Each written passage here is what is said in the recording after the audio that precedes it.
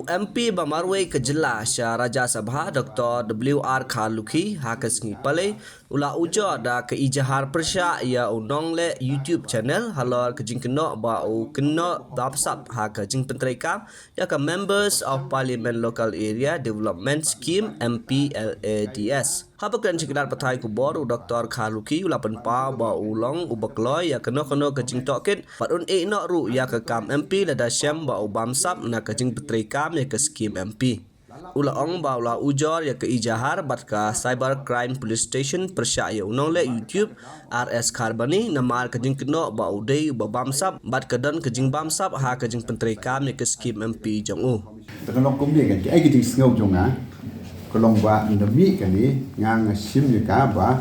yala di ngang value ba ya kata ka ba kumun ong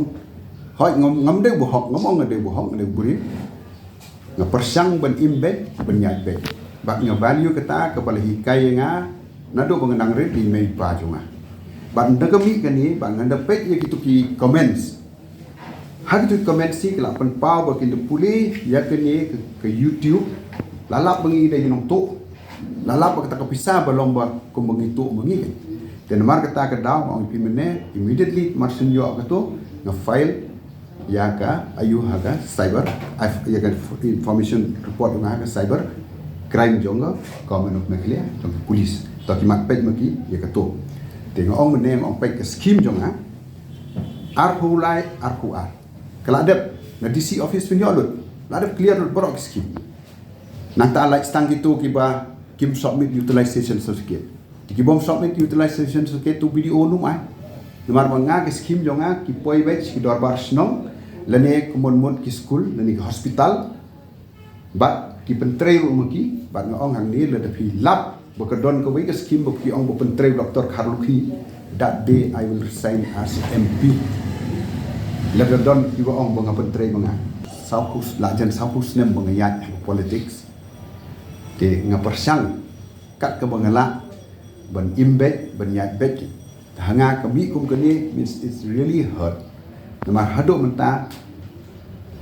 ngom dek ko be bangalong bohok na try I'm open for any investigation any benda sumut ledon bo Kynnoh nga ki papers bo ong bang bam ni katai ke ai ka ban le nongkong ngan tho be manga su government please write to the CBI to investigate me and lagi lap bangale I'm ready to go to jail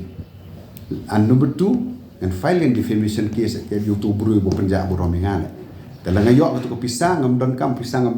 angang hanga hi ko pisang kam de ke jing im